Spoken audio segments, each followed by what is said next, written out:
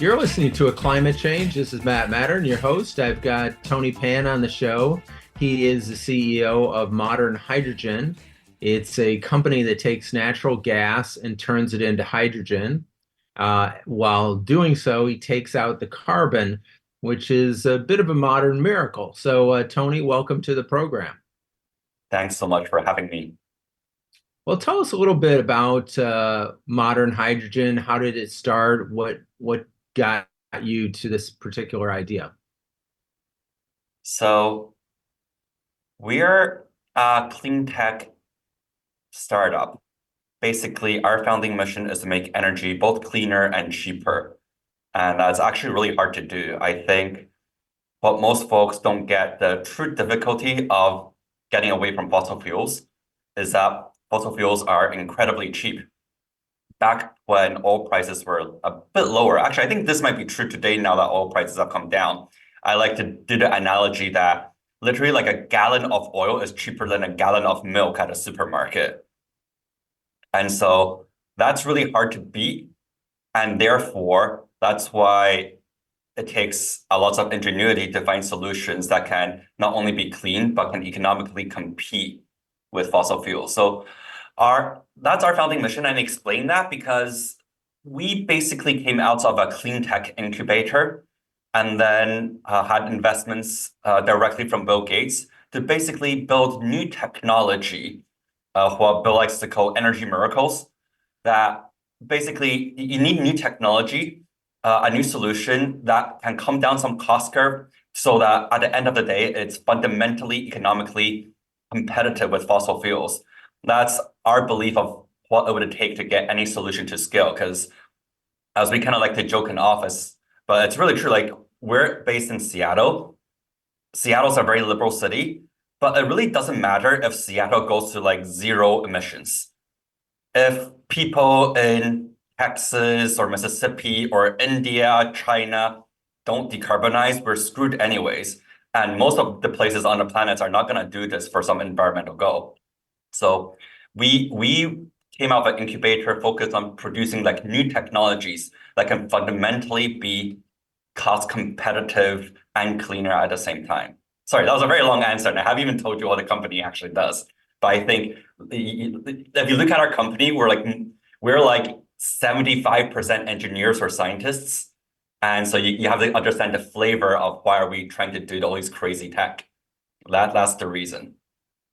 Well, I think it's an incredible mission. When I heard about it, and I thought this could get you nominated for the Nobel Peace Prize if it works. So why don't you explain the technology and why it's so revolutionary?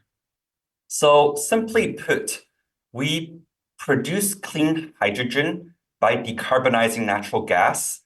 Natural gas is chemically what we call CH4. It's one carbon atom and four hydrogen atoms. It's 80% hydrogen already. And hydrogen basically is, if you burn hydrogen for energy, it just produces clean water. So you really have no objections to 80% of natural gas, but it is a fossil fuel because of that one carbon atom in it. And when you burn that, of course, that produces CO2 and goes into the atmosphere and screws up our planet. So we just made the observation, well, what if we can just split this molecule, split it into a solid carbon atom and also clean hydrogen? Then you can use the clean hydrogen for clean energy, but also do something useful with a solid carbon atom. Now it's no longer CO2, and therefore you basically decarbonize by avoiding production of CO2 in the first place. Well, I was researching for the show, and I saw a little segment that you did on Fox Business, and you showed Maria Bartimaeus a little sample of the carbon that you had taken out of I think it was a 30-second or a 1 minute amount of running the natural gas furnace, say, in an average home. And it was, I don't know, a few ounces of carbon, which was kind of shocking because if we're running it for hours and hours, it must create a heck of a lot of carbon just from one furnace. So tell us a little bit about what would we do with all this waste product? I mean, the carbon, are we going to just bury it or spread it around? What's the goal there? Yeah, so the neat parts of what we do in terms of the technology is that when we pull the carbon out, it is in the form of a material called carbon black. This is actually an existing commodity for over 100 years. People use this to build everything from tires, rubber, and asphalt. You know how tires and roads are black colored? That's because they have very high carbon content. And therefore, when we pull this carbon out, not only have we done basically a form of carbon capture away from the gas, you can almost think of this as pre-combustion carbon capture. But then now we have this carbon material that we basically sell for money. And for our company, we're first focused on the asphalt markets. We have literally sequestered our carbon in roads, pavements, in 5 states plus Canada now. That's great. So tell me about the rollout. So say you've got this miracle product that takes natural gas and takes the carbon out, and then you can sell the carbon to make roads. How are you going to manufacture enough of these units to place in gas, natural gas plants around the world? Through a lot of hard work and many years and lots of capital. I want to be very transparent that we're a startup. We're still less than 100 people. So we have a few units deployed out in the field, but we are still a few years away from being able to make hundreds of these things, if not thousands per year. And you have to imagine, like, these are pretty big boxes. Our hydrogen is intended for use primarily in commercial and industrial. I think that's where you see frankly, where hydrogen is higher valued, because some processes in commercial and industrial energy, think like literally manufacturing. Think if you imagine making steel or making giant molten glass, those are extremely high temperatures that are very hard to electrify, and that's why they need hydrogen. So that's our intended use of hydrogen. So we need to produce a lot. So our boxes to do this conversion process are literally the size of shipping containers. Okay. So we have a small pilot manufacturing facility in the suburbs of Seattle. Think in Seattle we have about 40,000 square feet of space, but eventually we're gonna need to build a factory that has like several 100,000 square feet to have much larger manufacturing lines to get these things to scale. Yeah, absolutely. So what's the trajectory there? Where are you at on the curve in terms of raising money, going public, and rolling out this product on a wider scale? We've raised $100 million to date, with a lot of gratitude to our early investors who bet on us before the technology was more mature, like Bill Gates. He has been a very consistent supporter of making these very big bets. In addition, we have raised a lot of money actually from strategics, meaning corporations that see the energy transition as essential and see this technology as making a big needle mover for their business. And in particular, there's two types in our company. One is major utilities. So NextEra Energy is the largest publicly traded utility in the US. They back us. National Grid is one of the only them to speed the organization without having to tear up. Go for it. One of the most important value props we have is actually this idea of speed and skipping infrastructure, because we have 3 million miles of natural gas grid in the United States. Like, I like to tell folks, this is true. We use as much natural gas in terms of energy content in the USA as coal plus nuclear plus hydroelectricity plus solar plus wind combined, about the same size as natural gas. And we have all this infrastructure to move it around, but it's this dirty fossil fuel. We only have less than 2,000 miles of hydrogen pipelines, so less than 2,000 versus 3 million. If we had to wait for millions of miles of hydrogen pipelines to be built, it's going to take like a century. And so what we can do by basically removing the carbon from natural gas is we allow folks to reuse all like pipeline infrastructure, but then still have clean hydrogen at the end of the pipe. And this is very attractive for utilities because that means they can actually meet their decarbonization goals and not have to spend trillions of dollars and 50 years just to get, a start. That's a great a great situation to use the existing infrastructure. I guess one thing before we go to the break was that I talked to other guests on the program and saying that we could probably use the natural gas pipelines to distribute hydrogen as well, though they might need to be retooled a bit, but they could be used to transport hydrogen in the future. Maybe we can talk about that after we get back from the break. You're listening to Climate Change. This is Matt Mattern, and I've got Tony Pan, who is CEO of Modern Hydrogen, and we'll be right back. We can change the world if we do it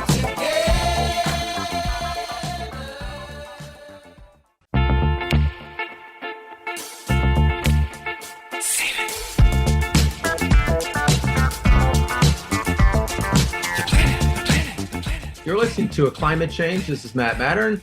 I've got Tony Pan on the program, CEO of Modern Hydrogen. And Tony, right before the break, I was talking about using these 3 million miles of natural gas pipelines to maybe transport hydrogen in the future. Is that doable or not doable? Pragmatically, not really doable unless you're willing to spend crazy amounts of money. So how would I put this? A lot of the gas companies have a very strong incentive to describe a future where 100% hydrogen is flowing through the pipes to justify how things can work out for them in the future. But it doesn't really check the physics, chemistry, and engineering box. Hydrogen is the lightest element in the universe, which means it's very small. And therefore, hydrogen is uniquely hard to transport. So there are some that you can look at in the US government's Department of Energy and National Research Council reports. But basically, they observe that you can probably mix 20% of hydrogen and 80% of natural gas, and that will flow through the pipeline fine. But once you get to much higher purities of hydrogen flowing through a conventional gas pipeline, you need to change the pipes, you need to change the compressors, you need to change all the weld points. And that sounds to me like you're changing a majority of what's going on. And sure, you can probably still use the existing rights of way. Yeah, you can. So you can still use the same land, but you're basically replacing most of the parts of the pipe. So that's going to cost like $1 trillion. And it goes to the fact, to give you a sense, sorry if I nerd out a bit, before I was a business guy, I was an actual scientist. Hydrogen is so small, the atom is so small that there are some materials that hydrogen can pass through. It can pass through walls because hydrogen is smaller than the gap between other atoms. And so that's why you get leak when they have welds in traditional gas pipes, hydrogen will leak through because due to the material used in some of the welds and joints, hydrogen will just pass through that solid material. So no, you can't use existing gas pipeline infrastructure without any modification and put 100% hydrogen in. Okay, but we could go up to 20% hydrogen through the existing pipelines, which would be, so you can make progress on decarbonization. That's absolutely true. 20% would be fine. Yeah, it's a big leap forward from where we're at now, which is probably zero. I'm kind of curious as to your take on this and a little off topic, but since you're a hydrogen genius, I'm going to ask you anyway. There's been a lot in the news recently about some places striking out and finding reserves of clean hydrogen in just like drilling for oil or natural gas. People are drilling now for hydrogen. And do you see that as being a great leap forward? Do you see it affecting your business? Or do you still think that there'll still be a great need for your product, even if they strike mother loads of clean hydrogen? It's definitely a minor competitor to our business for sure. But honestly, as a sustainability guy, I'm actually pretty excited it's early. We don't like the error bars on how much clean hydrogen reserves are there underneath the ground. Like the error bars on the estimates are like 100x or 1000x. So it's gonna take a few years to figure out if this is actually real or not. But it's just promising, and like let's just say I know some the leaders in this space. It's exciting. Let me explain why. Because we know clean hydrogen can be naturally produced in nature. The surprise here is that we also know clean hydrogen is like actively destroyed. So in the past century, there was not a lot of expectation that you could actually get big accumulations of hydrogen deposits underground. But there's been a few findings that have found like modest reserves, and that's why there's a lot of excitement and hype in the sector. But the reason behind the excitement is that, yeah, we don't really know how big the reserves are down there, but if there are big ones, remember I said like the hardest thing about fossil fuels is that they're actually really cheap. So drilling technology, then it looks like big heavy equipment, but actually drilling for stuff is really cheap.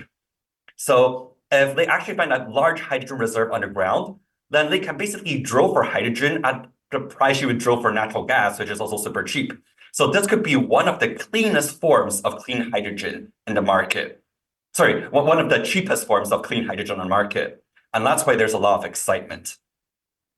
Yeah, Now, yeah, the issue is these will be in weird geological formations, so they're in the middle of nowhere. And remember, I said hydrogen is one of the hardest fuels to transport.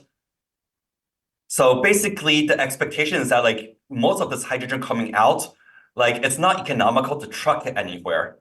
So you're probably talking about scenario where the majority of hydrogen, like you're gonna move your ammonia plants or or maybe like sustainable aviation fuel factory directly where these geological sites are.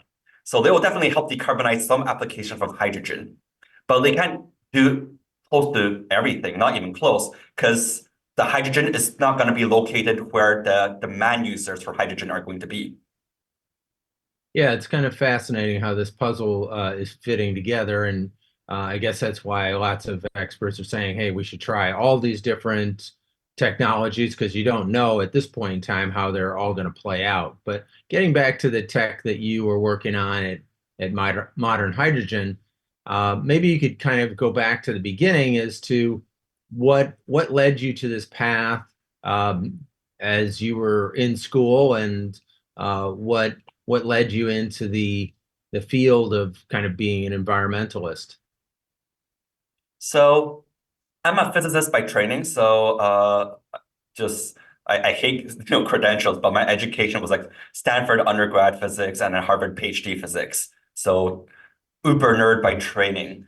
But really why I'm in sustainability, I spent 5 years in the UK as a kid and we watched BBC, and like I watched like all the David Attenborough nature documentaries. I literally like I wrote a letter to the Prime Minister John Mayer at the time of, hey, like can we ban fox hunting and all that? Like I was that kid.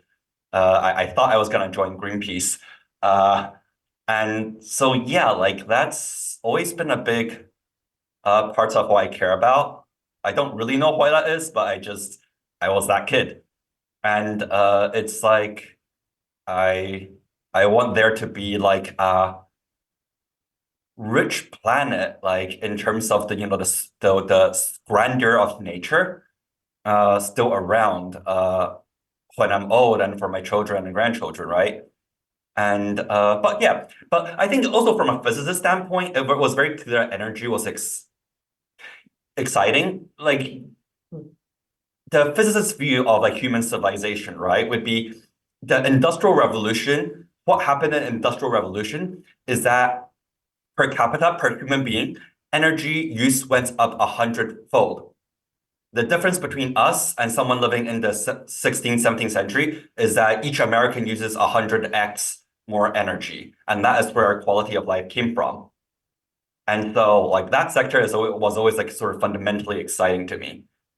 So that's where, yeah, that's how I got into the field. So then what led you to this kind of discovery of splitting the carbon off of a natural gas molecule, um, and then kind of patenting this technology? Is this something that you're considering sharing with other companies, or is this something that you guys are going to just roll out yourselves? Primarily roll out ourselves, at least in the markets close to us. So in think North America, we are going to roll out ourselves with a lot of other kinds of partners, think channel partners, sales partners. We work very closely with the utilities. Now, in other countries, we just started our first international partnership last year in Japan, with a company actually that like this single company is responsible for I think 2.5% of all of Japan's emissions. Like they make like half of Japan's steam, and so with companies like that, we will take a closer collaboration. Like we'll hand off more pieces for them to do. Just it's not as practical for us being a company in the US to do everything by ourselves in the global markets. So you license your products to other companies. Yeah. We Okay. may also manufacture some components. We don't the international model we haven't completely figured out yet, to be honest. Yeah, it's fascinating because based upon the technology and my understanding of it, um, this really is world shaking because you're taking what is a major power source and taking it and making it clean. What is I'm curious, we're going into a break right now, but after we get back from the break, talking about what is the government, both in the US, the EU, and other places around the world, doing to encourage this technology because it seems like it could be revolutionary. So you're listening to A Climate Change. I'm talking to Tony Pan, who is the CEO of Modern Hydrogen, and we'll be right back in just a minute after the break to talk more to Tony about this amazing technology. We can change the world if we do it together.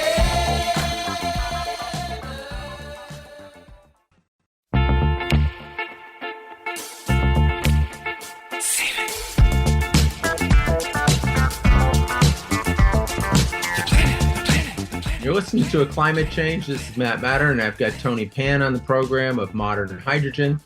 Tony, right before the break, asking you about government and its role in encouraging this technology. Tell us a little bit about what government is doing or not doing to help you, change the world. So here I do actually want to give a shout out to policymakers, which I think is pretty rare nowadays. But the Inflation Reduction Act, right, is biggest climate bill on the planet right now. And one of the most generous supports in the Inflation Reduction Act is for clean hydrogen. And at least coming out of Congress, the laws were written, I think, in a fairly smart manner, which really helps startups like me. And frankly, helps innovators because a lot of times when government write rules, they kind of make it like they do pick winners and losers. They just write, hey, like this corn is gonna get like subsidy for ethanol production and keep like the voters in Iowa swing state happy. But for the clean hydrogen subsidy, it's called like Section 45V. The rules are they didn't pick any particular technology to win or lose. It's a flat playing field. As long as you are clean, you will get the subsidy. It just measures, hey, how much CO2 emissions are associated per kilogram of hydrogen production. And even better, the cleaner you are, the less CO2 emissions you have with your hydrogen production, you get much more subsidy. It's better than linear. So there's this very strong incentive to push to clean hydrogen production. But at the end of the day, it's just open for everybody, open for us, open for our competitors. And that was a pretty smart way to write the law. Well, it's great to hear that our policymakers had a win on that front.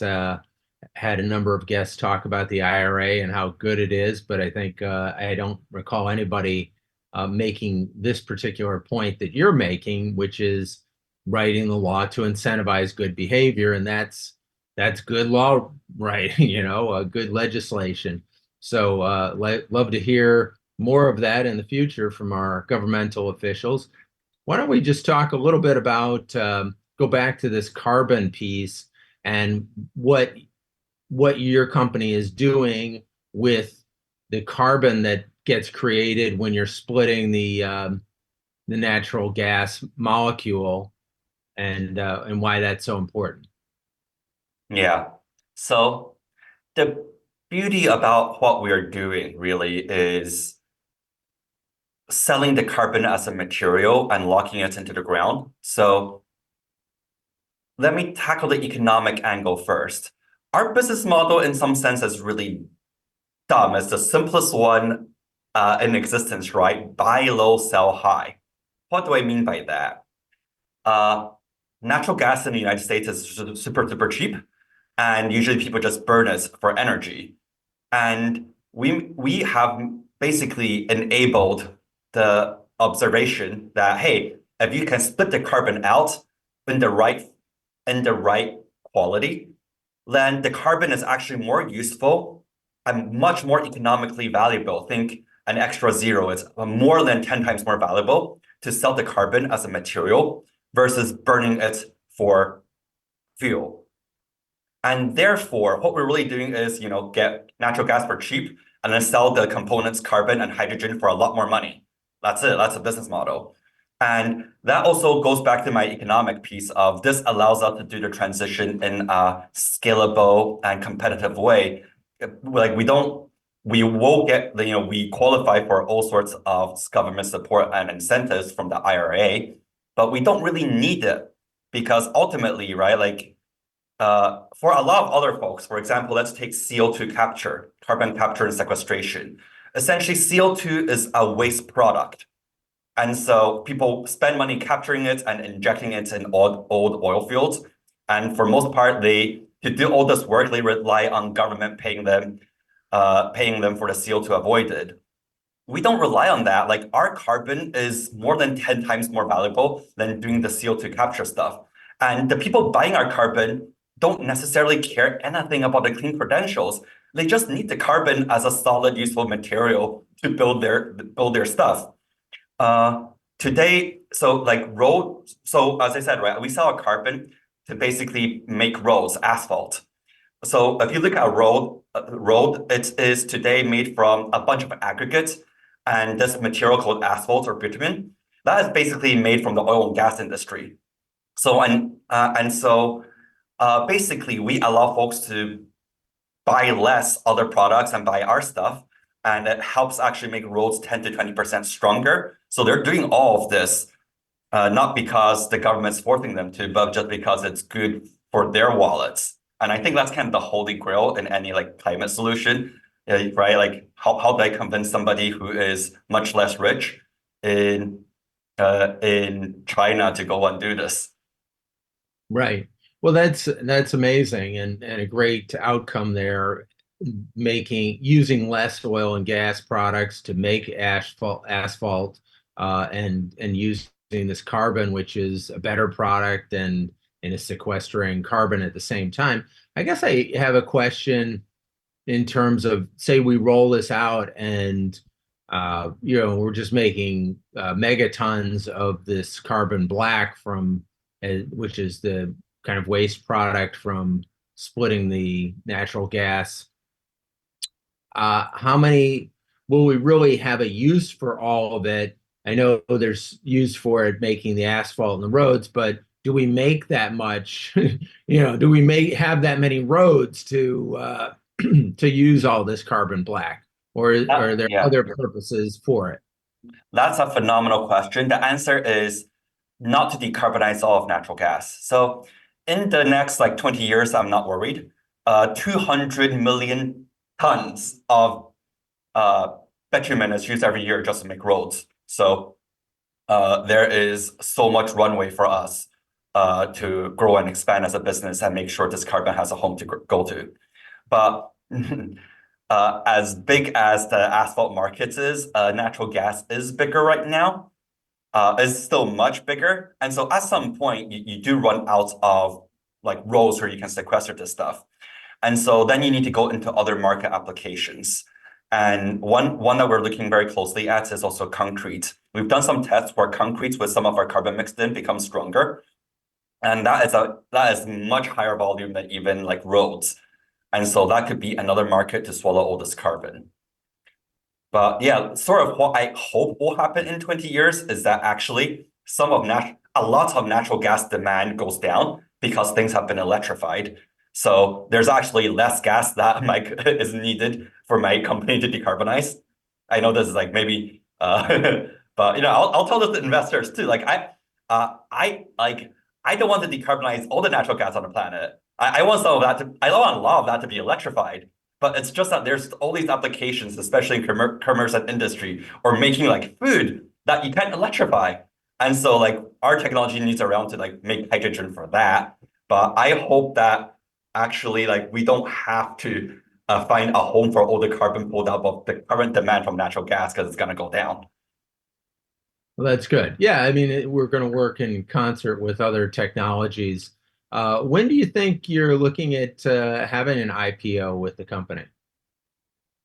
Or is that I'd something? say 4 to 5 years. It's always not necessarily the company's choice because you also look at market conditions. Like last year or this year would probably not be a good time for IPO, and we're too early anyways. So, but I think in 4 to 5 years time we'll definitely be ready, and it would just be, hey, how's the market condition looking? What's the right time? You probably heard of the trend, right? Like because of the large influx of private equity and venture capital, startups have had the optionality to stay private for longer and time the market conditions. So that's probably what we'll do. Okay. Tell us a little bit about this project on biogas that you're doing and why is that so exciting? Oh, it's our smallest project, but I'm most excited about it. So biogas, right? I think basically biogas is produced to be net zero, like it's neutral, because CO2 gets sucked out the atmosphere by plants like grass, and then biogas is either manufactured from the plant itself, or in some cases, right, a cow eats the grass, and then the biogas comes from the cow's waste products, like literally cow poop.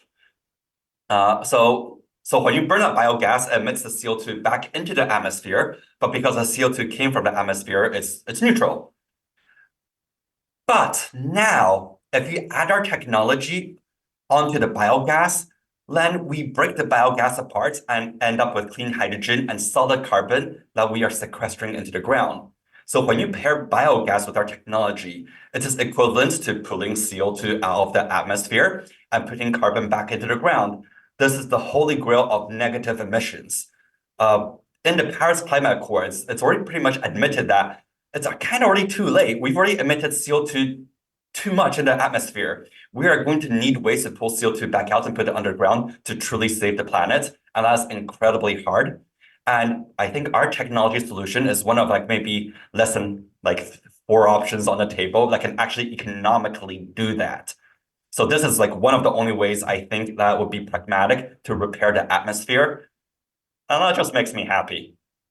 Yeah, that's super exciting. So tell us a little bit about how that works in a practical application and also how you came up with this idea and is it patented? Yeah, like we have a lot of patents. We pay a lot. Unfortunately, have to spend a lot of money on lawyers. The hard thing about doing deep tech is like anybody can cut our thing in half and then look at how it works inside. And so we need to be very judicious about trade secrets and patents. It's right, like it'd be terrible for our investors if they spent all these, like I mean, literally, right? We raised $100 million. They invested all this money and then just let like China copy it. Like that wouldn't be great. Right. So what we're going to go into a break, but maybe when we come back, you just will tell me kind of and the audience a few secrets about your technology, and we won't let anybody else know. It'll just kind of be our secret. Here's the secret sauce. Here's the secret sauce is coming. Everybody stay tuned. Tony's going to give you the secrets of the universe in just 1 minute. You're listening to A Climate Change. This is Matt Matter, and I've got Tony Pan, Modern Hydrogen, on the program. We'll be right back. We can change the world if we do it together.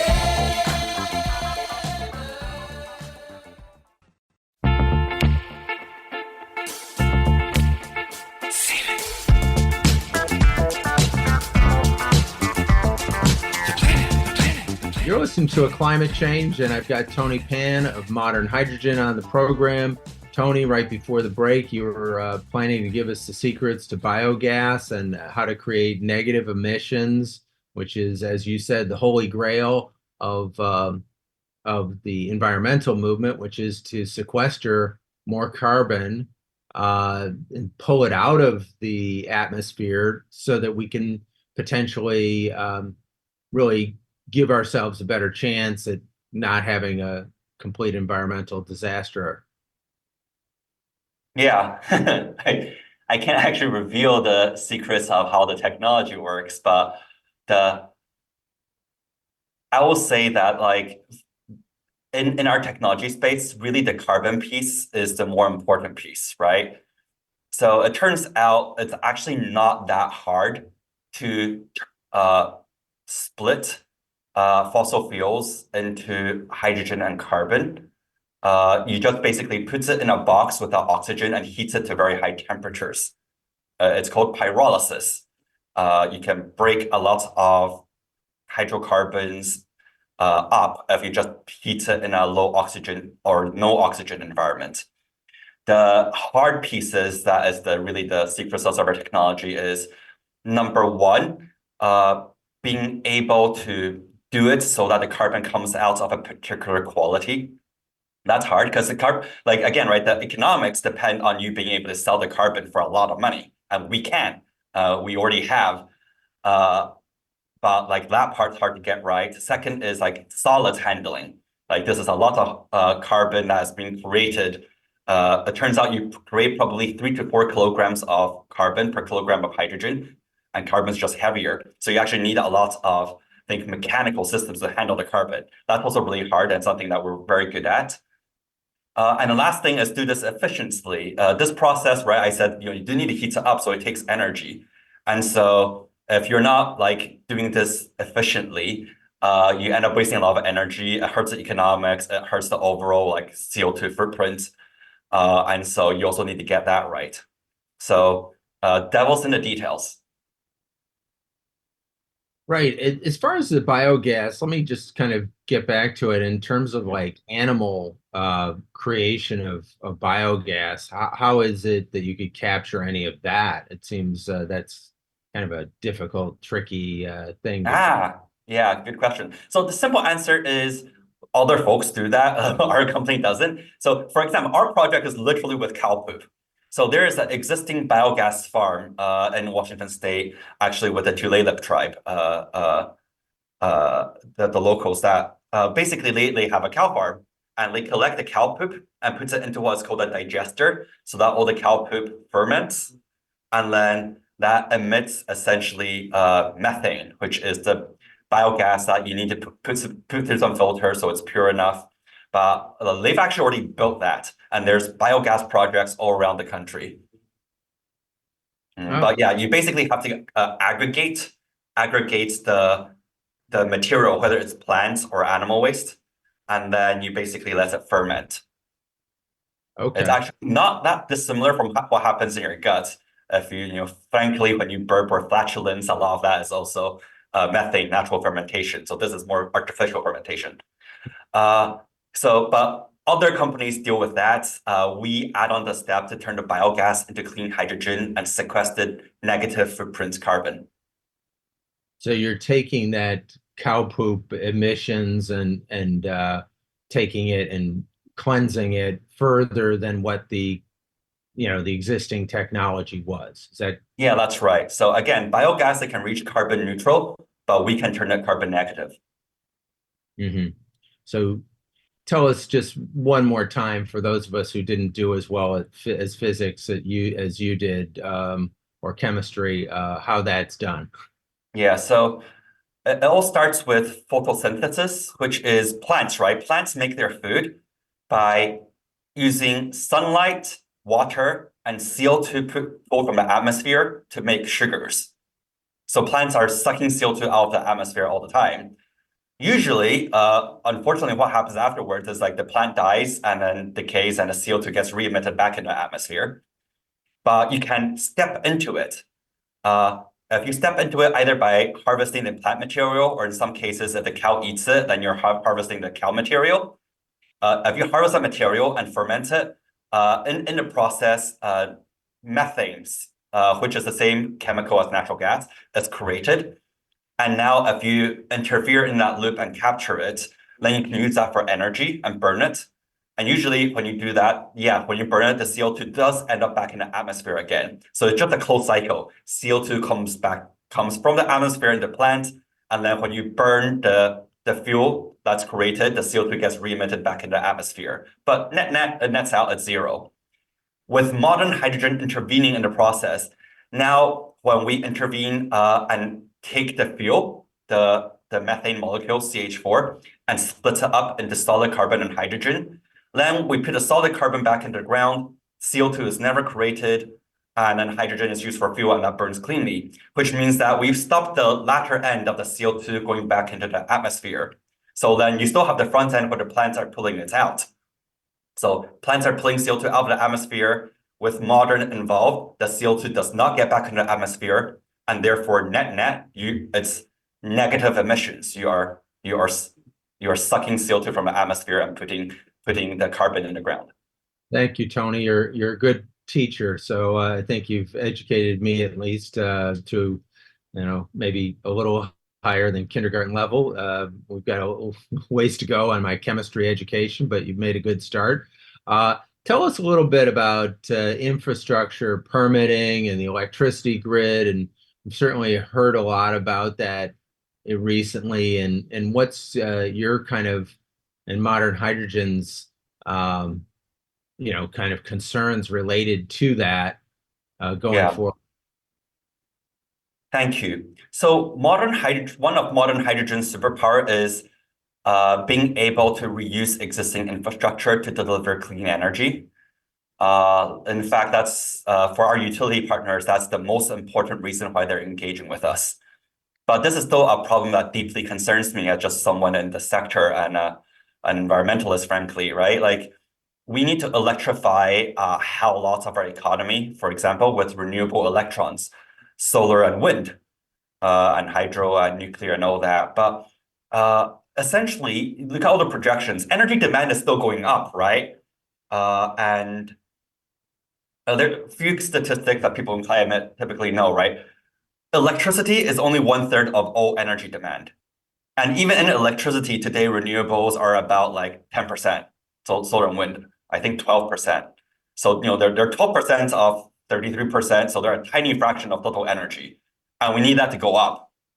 And because renewables are intermittent, it is even more important to have transmission and distribution lines, because solar typically has a capacity of only 20% versus their peak capacity a day, because the sun goes up and down, and then, and then there's night. So it becomes even more important to have grids that can move electrons around, so that you can have access to renewable electrons from different locations, because they're not all going to be up at the same time.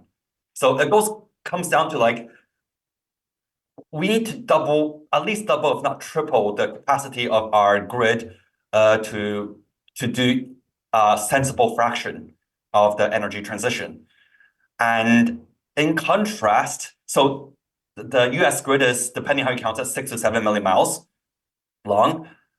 Last year, I think about a few hundred miles of transmission lines were permitted, and those were after like a 15-year process. Oh, God. So we were only able to build a few hundred, but we need to double or triple something that has a baseline of millions. So we're kind of screwed. Our inability to build infrastructure is totally going to derail the energy transition. Like, my company is sort of doing our part about it by offering a technology solution that skips the need to build infrastructure, but we're not going to be enough. Like, this is a huge issue. Well, I feel like we need to do more rooftop solar so that the solar is at the site of where the users are, not far away from it. And that could help. And, just talking with Arnold Schwarzenegger at an event recently and saying, hey, if we put rooftop solar on every commercial building in California, we'd have enough to power the entire state. So, and then we wouldn't have to permit out in the desert and wherever else. But that's something that needs to be worked on. So, Tony, tell us a little bit in just the last minute before we sign off. a little bit about what you're doing at the company. How fast are you guys growing and hiring, and what does it look like to work at this fast-paced, tech startup? It's crazy. It's a frenetic energy in the office, right? And I will say startups are not for everyone. We have to change our processes or every year because we're just scaling too fast. So something that works for like a 50-person company does not work for a 100-person company. Something that works when you're only having like 3 units out in the field does not work when you have 10. So you have to like reinvent yourself every year. But right now, we have our hydrogen in the like actual hydrogen units in the ground is in 2 states, and we are working on projects in 4 states, and our carbon is in like 5 states. And so, there's like 50 states in the country. So it's a lot of what's next is just do a lot more, find a way to do a lot more. And that means more people, bigger factories, bigger production lines, finding more customers, more sales, more marketing, everything. Well, we appreciate your great work and appreciate you coming on the program to share the miracle of modern hydrogen with the audience. And we're looking forward to watching you guys grow to help save our planet. So, Tony Pan, great work that you're doing. And again, thank you for being on the show. Thank you. It's so important to just convince, I think, more and more people that this is important, the climate fight. Absolutely. So, best wishes going forward, and we'll stay in touch. Thank you.